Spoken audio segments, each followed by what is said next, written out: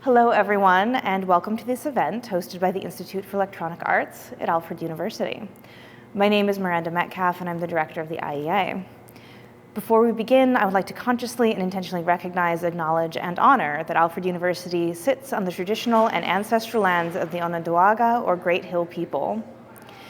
With a proud and rich history, the Seneca Nation of Indians, also known as the Keepers of the Western Door, are the largest and westernmost of the 6 nations that constitute the Haudenosaunee Confederacy of Nations, a democratic government that predates the United States Constitution.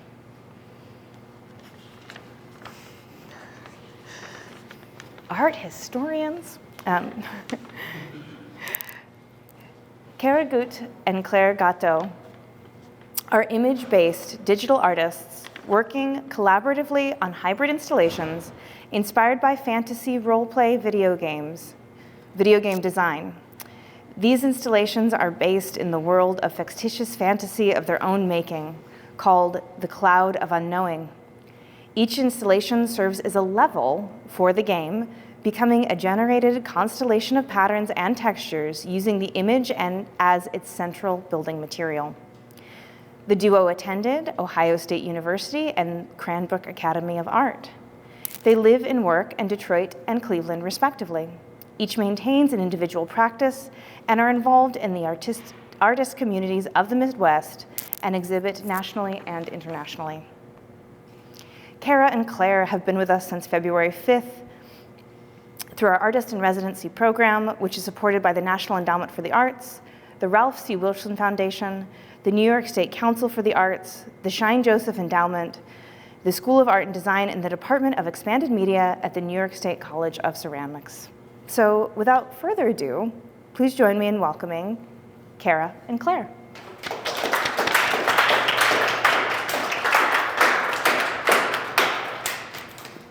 Thank you so much, everyone, for coming. I know it's like snowing and really cold out, so thanks for taking the time to come to our little talk. We're kind of trying to keep it casual, which is why we decided to have it in the Snodgrass Gallery rather than on the stage or with a podium. So we can kind of show our work while also talking about our collaboration and show a couple of our slides of our in-progress work and research and past shows and kind of whatever. That's like kind of our presentation back there. And on these screens are sort of the works in progress that we've made during our time here and are kind of thinking about. So they're definitely unfinished, and I feel like that's the spirit of the talk, is sort of our in progress collaboration and our time spent here. Mm-hmm. So I mean, I can start off. I'm based in Cleveland, Ohio. My personal practice outside of this collaboration is mostly video and performance, and using video games as raw material for writing, overlaying narrative. And basically what I do a lot of is writing and then overlaying like plays or narratives onto existing video game environments. And so a few years ago, I wrote a play within a video game and presented it live on stage, and also live streamed the video game. And then from there, I've been writing things and creating things in digital space, and sort of doing this thing where I'm playing with like the hybridity of like streaming and performance, and really thinking about like fan tactics of like modding and hacking games in ways that fans use to exist within digital space. So that's kind of what I bring to the party.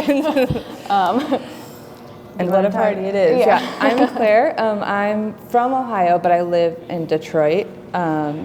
My practice is rooted in like prominently 3D scanning video and image-based works to create speculative bodies and worlds. And I also run an artist-run space, and I'm part of a collective in Detroit called Bulk Space. And we are opening up a media lab. And my role in that is sort of like acquiring all the tech, planning the workshops, doing the programming. We all work on consensus. There's 4 of us: Meg Kelly, Jess Alley, and Jova Lynn. And it's been really special to sort of be in tech education, and by like tech education I mean like hacking education, or like how you can use what you have. Like half of our lab is donated or refurbished. So just like how we can make tech more accessible and how we can make working in tech more accessible. That's something that I think a lot about, and I think about like the legibility of bodies and that line between abstraction and legibility and play within our work. And so we also have a piece that is on and in. Yeah, on display right across the hall. That we'll kind of like talk about. Opening tomorrow, right? Opening, I don't remember the hours. 6 p.m. 6 p.m. to 8 p.m. Amazing. Our piece is on display right now if you want to look through the windows afterwards and see it. But that was one of our collaborative pieces that we produced for a show called, oh, it's not up right now, a show called Spawning Point at the Shag Space in North Carolina, Charlotte, North Carolina. That was kind of our first foray into like building sculptures out that contain screens and contain like a combination of physical and digital elements. And so it's really exciting that it gets to be in this show, which is like centered around play and kind of like the video game and physical game, like kind of where I think there's like an interesting intersection of both of those kind of worlds in this show. So I'm really excited to see it and to be a part of it. So that's something that you can check out after the talk and see. And we'll see you tomorrow at 6. Yeah. So jumping in, like we each have our own ways of approaching working digitally. I think like Kara mentioned using the video game as like the raw material and raw building block, and I build sculptures, 3D scan them, animate them, resculpt them, 3D scan them, and I have an iterative process that I think we both come from a background of image making. We met in college. In the photo department at OSU and Ohio State University. Yeah. And so we're both like really like focused on like photography. Well, that's like our background. I always think of sort of like through the lens, I guess that's really corny, but through the lens of photography and like kind of place myself in the world in relation to images and think of everything kind of as an image. And I think that's like kind of how like has been Claire's experience as well, just kind of coming through the OSU photo department and then the Cranbrook photo department. And so that's sort of our like the foundation of our collaboration, and also kind of where I return to when I'm unsure about like where I am in the work. And so placing the image as like the building block, which is something that was part of our statement at the beginning there, is like really foundational for the way that we think about building things and think about materials. So really that's our starting point. And I always like joke about our collaboration being like this, like plotted on this graph where Claire is like bouncing from physical to digital space and back again on this axis, and I'm on this other intersecting axis where I'm like moving from appropriation to like my own like making practice and back again, and kind of we intersect somewhere in there in relation to image, and that's like where we're building from, which right now doesn't, it's kind of like in flux. But. Yeah. So our fictitious video game is called the Cloud of Unknowing. The first level was this installation called Spawning Point. This is the show and shag. It's where the piece in there comes from, called compression. And we did this site-specific installation with the tube sculpture called Abominations, as well as some like mountain structures and prints on chiffon that we're calling boundary breaks. And we 3D scanned that to start building the first level of the game. We remixed things, rescaled things. We're using the tube in this new work. And so there's this iteration that's happening in the work where each installation kind of feeds the next. So Spawning Point is where you will spawn in the game. It's that first place that you like awaken.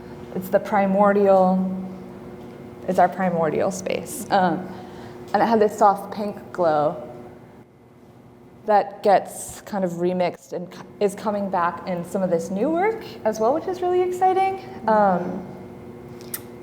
Yeah, and so really basically we're creating these like levels of this fictitious game that may or may not come to be, but really it's sort of using the idea of a game as like a framework for building our pieces with our world within, and kind of using the idea of a video game as world building for our work, using it as a container that it can exist within. Yeah. And sort of thinking about like, well, what's being driven here? Like we have this orb, which sort of serves as the avatar in some ways, and how the avatar can be abstracted into something that can be as simple as just a floating mass of something that still connotes the idea of a body without actually being a body.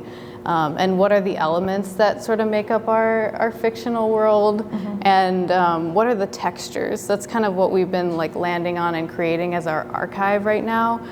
So basically we've been archiving and creating a lot of our own textures to create this like library to reference sort of like in our eventual hopeful like video game manual, our show Bible essentially, and using all of these textures that we're gathering into this fictitious world that we're making.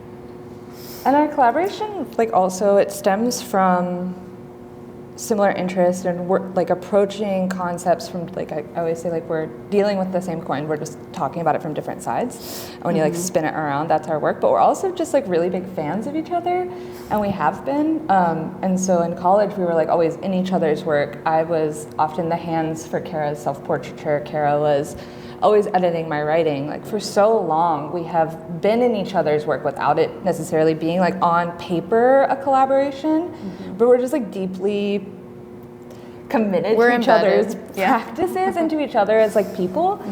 And so Kara is like quite good, has gotten quite good at speed running Dark Souls. Which is part of which is like where this orb is from. And so there's also these sort of like in our collaboration, there's pieces that maybe like we make together, there's pieces that we make on our own, there's like individual works that we've made that we've sort of given to the collaboration, things that really stem from our individual practice. So like for example, I was on residency in Iceland when we first were starting this project, and that's where a lot of our first rock scans came from, us just like being on the phone and talking through what was happening in my practice in Iceland, and being like, I'm sort of fascinated by this idea of this library and of like this speculative space, but it doesn't necessarily make sense to my work. And Kara was like doing concrete work at that same time, and was like, but I'm breaking into something that maybe doesn't quite align with my practice. And we're like, but it does align with where we intersect. And that sort of like natural collaboration has always been a part of my practice. It's been like 12 years. And that's what's so great together. Yeah, that's what's so great about like working with another person too, is that like you're not necessarily in your own head. You can kind of like go somewhere else and like create something completely new that you wouldn't otherwise make, and really like shake things up. And but it's like an act of trust. Like it's extremely, like you really have to like let go of some things to be able to do it, but it's like extremely rewarding to then be able to make something completely new and like really like push the boundaries of your own work in a lot of ways. And so I found that like when I'm stuck in my own work and kind of stuck in my own head, it's like returning to our work has really helped me move things forward like overall, and like kind of broken things up for me. So I don't know, I recommend working with other artists is awesome. If you can take it, if you can handle it. I don't know. So walking sort of through what we've been doing here and why we wanted to come to the IEA is to continue that cycle of like digital and physical output and starting to work with like analog image processing. So we've been using the Sandine to like reinterpret the 3D scans. So a lot of what you are seeing in the background is like the hard footage that is getting reinterpreted through the Sandine, through just like other camera sources. We're going to be in the immersive this week, playing in the space. We're going to like animating stuff with motion capture with Christopher on Saturday, trying to put it on backwards to see like if we can break it, because that's, I think, another important part of our practice is we have gotten really good at what we do, but like the direct replication of a thing is never our goal. It's this sort of like play of the in-between and working in the glitch and like, yeah, just having fun. And yeah, it's like becoming like pretty good technicians in image making and then stepping back and completely undoing all of our everything that we knew. And like the idea of taking something and breaking it is like, you know, that's really what I'm like interested in working with video games and working with like software or like free like shareware. Like how can I take it and reinterpret it in a way that like speaks to something else, like speaks to something ineffable. And so like working with this with the Sandine has been really great, because in the same way that like collaboration is getting outside of yourself, it's like been a nice way to get out of the digital really and kind of embrace the signal in some ways and like use a little bit of an analog process to like just get us out of like the 3D renderer space and think about like how digital can be not just the video game space, but can actually be something else entirely. So I think what we've found here is pretty fruitful. I'm really excited to like dive in and really understand what we've done after we leave. Yeah. And like understand. Yeah, it's fun to have this playing for you all, but it also is like a little bit vulnerable. Like most of this is just straight out footage that we've been collecting. This is our archive. That's like a big part of our practice, is this sort of collection stage. And so like this will really probably never look like this again. Never be seen like this again. So, but like talking about the process, like sharing this collection of research, like when all the slides come up, the picture of me and the paper mache rock with like the text from Kara, it will come up that says like, I didn't know you were a rock. It's just like this collection of research and this fascination that's been happening over years. So we wanted to just sort of share that with you all. Share a little bit of what we're thinking about. Keep it, go ahead. Sorry. No worries. Just like keep it super casual and give you sort of just like an update on what we've been thinking about while we're here, what we care about. We've been reading. We've been doing this really fun thing where we're both listening to books and we'll go chapter for chapter, like on YouTube or on Spotify. And, we've been thinking a lot about like fantasy world building and writing fantasy. Like, oh, wouldn't it be great to just like go chapter for chapter writing something just like, you know, like, and I've been teaching a writing class, so that's very much has been the top of mind for me, is like the creation of a world that's like not just like in this space, but also like how can you build out, like one of our main, something that we think about a lot are like video game manuals and video game kind of Bibles. And like Claire has like the Myst game manual, which was like from, I think like 1997. It was like one of my like favorite games when I was a kid. I couldn't play it, but I loved it so much because it felt like so rich with with lore and the backstory of that, and kind of like revealing lore through in a manual, like through a manual sensibility. And so I think like we've been working through a lot of like writing in the background as we're making, and so it's been a really great time actually. So yeah. Do you want to, I don't know, should we like open it up for questions already? I don't know. Yeah, but I mean, I wanted to keep it casual and be able to talk to you all if you had any questions, and maybe talk a little bit about that piece and how we made it, if we want to walk over there, but also, it's chilly out. It is, it's cold. Yeah. Does anyone, Well, I was just, you used a lot of equipment words that I'm somewhat familiar with, but maybe not all of it, and other people. When you say like you were taking the Sandine and funneling images through it, what do you, like, can you walk me through literally like like what you did to get where you got? Yeah, this is a great example. So this video up top, we rendered out while we were here. So like I animated this 3D scan while we were here, and we played it on a computer in the IEA and set up a camera looking at that monitor and fed that information through the sandine, through like RGB channels, and played with the signal. What's the sandine? The sandine is a video synthesizer. I don't know when it was created exactly, maybe 1978, I want to say. I have the copy of the manual upstairs.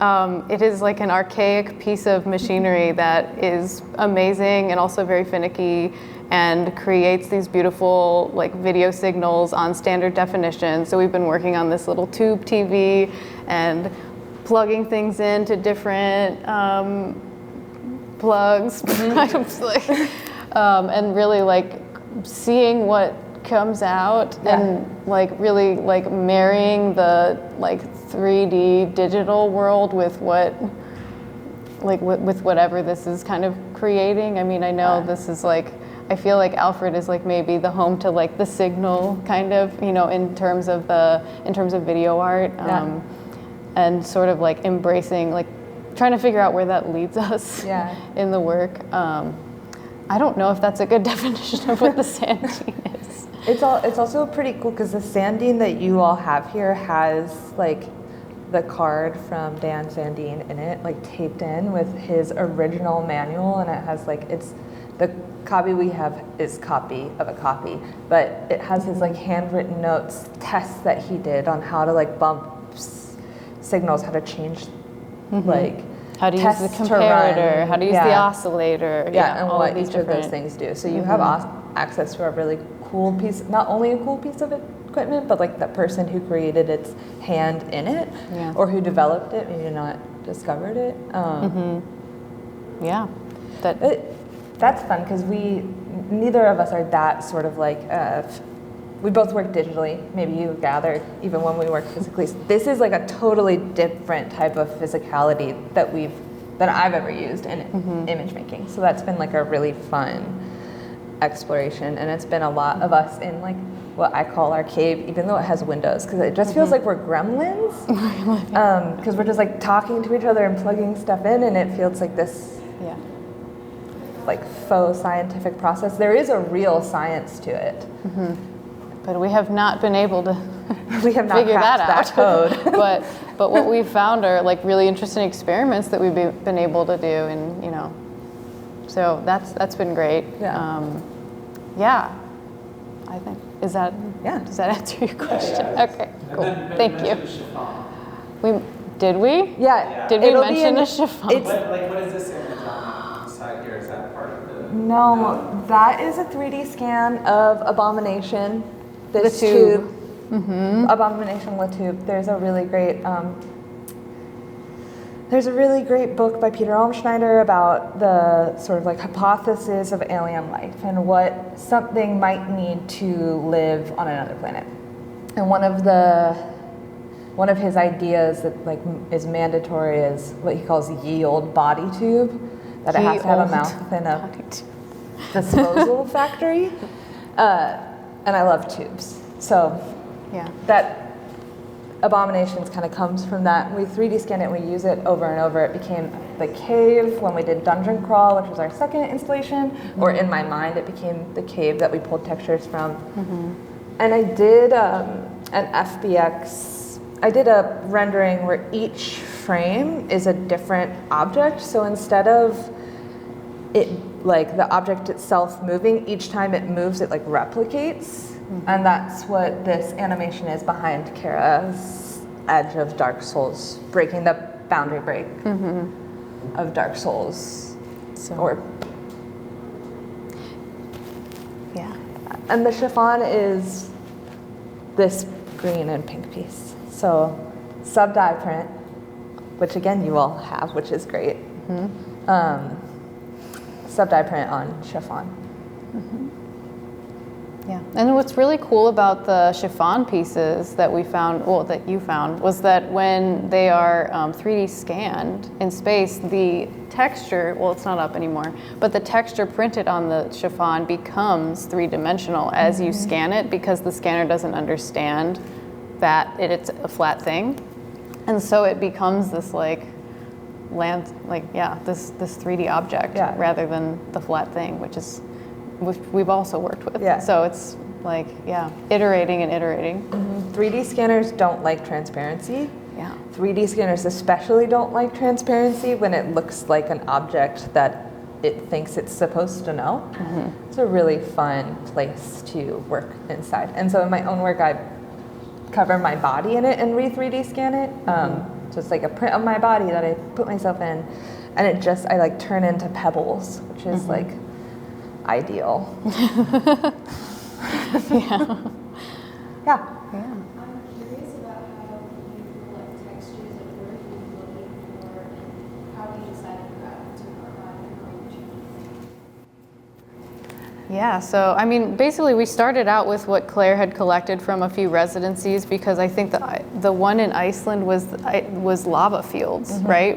And like the lava field was like some sort of, we were thinking about spawning point and the site of creation, so that kind of became an ideal texture to collect. And then once we created our sculptures, we started 3D scanning those. So then those became more things to plug into the system, basically, and then spit out something again. So then maybe the result of us scanning a sculpture would then turn into the printed chiffon, which is then re-scanned and then re-put back in and then spit back out until we have like this landscape that came from, 5 degrees of separation from what it was originally.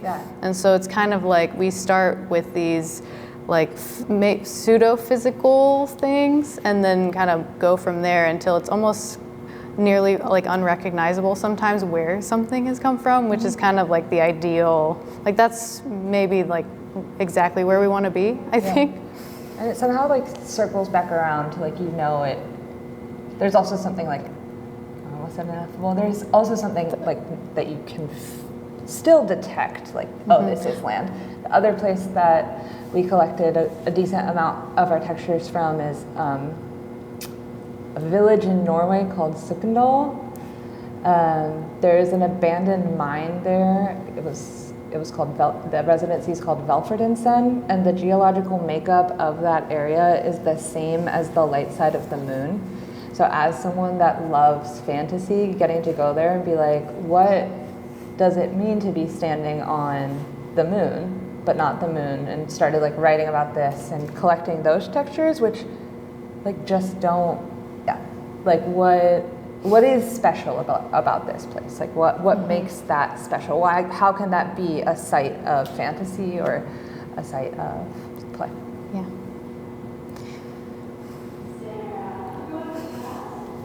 Cool. Yeah. Anybody else have anything else to say? Yeah. Yeah, I don't know how to say it at all, so we'll see if it makes any sense. All right. It's always exciting.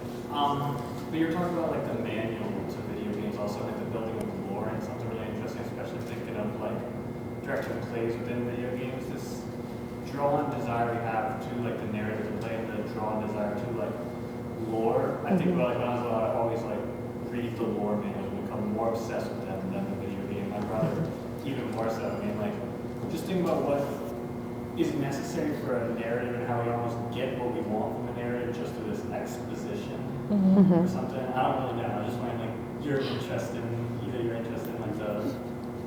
manuals to video games. Yeah, I think that like there's some sort of human thing where the less information you have, like the more you are interested in it. Like you don't need a lot. It doesn't need to make like cohesive sense for people to get really like invested in something. It's almost like you need the mystery to sort of be like become hooked into the world. So like for instance, like I was speedrunning Dark Souls, which like famously the lore is like doesn't make any sense, like on purpose, and it's sort of like this layering of like nonsensical lore. And so it turns out that like when someone tries to make sense of it, it actually doesn't like connect. Like nothing actually makes cohesive sense, and there's actually, it's like a joke, like a meme.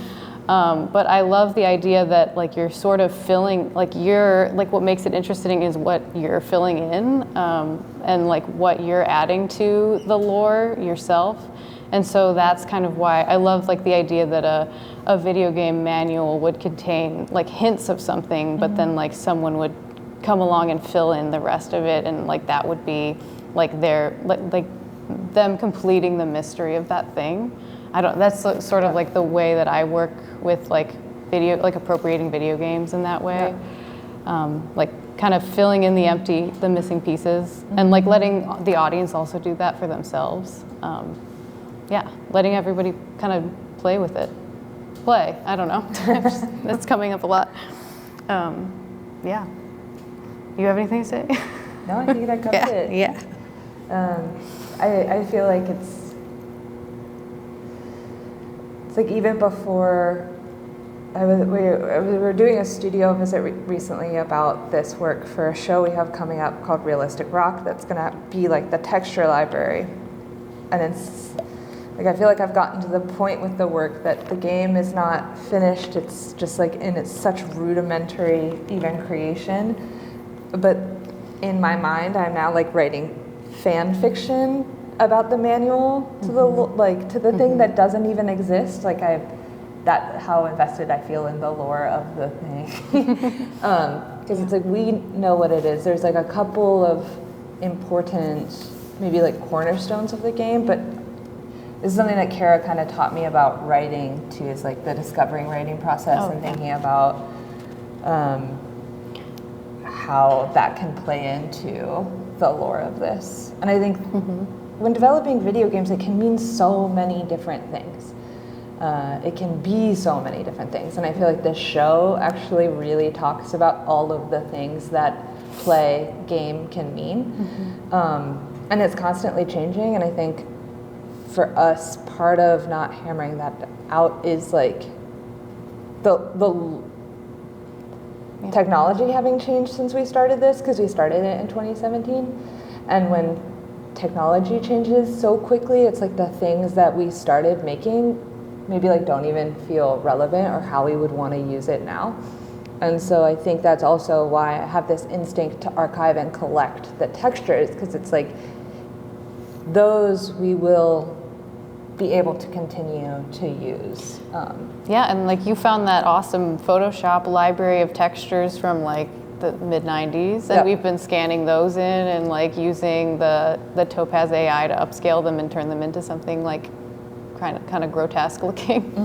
And like sort of collecting things from all different eras, which is why it's so cool that we got to work with the Sandine as well, because it's like, like it kind of like is from my personal interest of like using like freeware and like things that are not necessarily like cutting edge, and using things that are cutting edge at the same time, and that like tension between the two things, and how like technology like sometimes fights itself. And so I think that like just kind of taking things from everywhere and breaking them is And actually something that Elliot Earls, who's the head of design at Cranbrook, said to me in a review once about making work digitally, to summarize, it was basically like, everything you're doing now will be dated next week, right? Like what you think is cutting edge is so quickly changing, like that where do you want to sit within that conversation? If you're on the cutting edge, if you're using the new technology right now, like it's changing so quickly, like where do you want to sit within that? And I think that's something we think about and talk about. And you can, cool. That's a long answer. I don't even remember the question. Thanks everybody. Anyone have anything else they want to say? Or are we good? Now it's dark out. Oh, yeah. It's great. I like it. I love it. Yeah. We've had an awesome time here. It's been great to meet you all. Yeah. And see what you're all working on. And I see friends in the crowd. That's great. Woo. It's been fun to be back in conversation with folks working really differently than we do. Definitely. So that, Yeah. we're having a great time. Yeah, it's been awesome. Thank you guys so much. Oh yeah. Yeah. Mhm. Like, I remember you were saying those two are like your in progress. So I want to ask, like, how did you like see them as an in progress work, or like how can you like kind of keep finishing it? Because like for me, like if you will say I don't see them as like an in progress piece, like I do like you are putting your in progress work at here. It's kind of like a redefinition of like what is finished, what is like unfinished. So I want to ask, like, how did you like see those, and how did you see like the edge, or how can you keep like working on that? Yeah, so I think most of the stuff that we made here is actually going to be sort of incorporated into like the finished piece that is actually at in the other gallery. We're building these sculptures that have embedded screens within them. So honestly, a lot of this will not ever be seen like this again, and that's why I said that, because it's sort of never going to be on the wall. It's actually just going to be embedded into a sculpture in some way, shape or form. And so, yeah, this is sort of a preview to whatever we're going to, wherever we're going to place these in. Yeah. The one we're working on right now is called Galadriel's Mirror, and it's like a miniature mountain, or it's carved to look like a miniature mountain that's about 3 feet high, and when you lean over it, you're looking into this looking pond, or like fairy garden. This night sky is shining behind you, but some of that sky texture will be taken from this footage, and some of the like the running water will be like the blue sandine footage that comes up maybe at the end or just came up. Yeah, I think it's going to come up in a second. Yeah, so it's like it's never going to be this big again Yeah. or on a wall. But I also think that's one of the really nice parts for me about working in video, because I have a really hard time finishing something. And with a video, you can almost always You can change it. go back to it Yeah. and change it. And it can have this fluidity, and you can have this like re-edit, and you can rename it, or you don't have to. And that like line of it being done or complete, this complete work doesn't have to be anything super solid, at least for me. It's fluid, It's fluid sometimes. Cool. until big blockchain. Yeah. Cool. Yeah.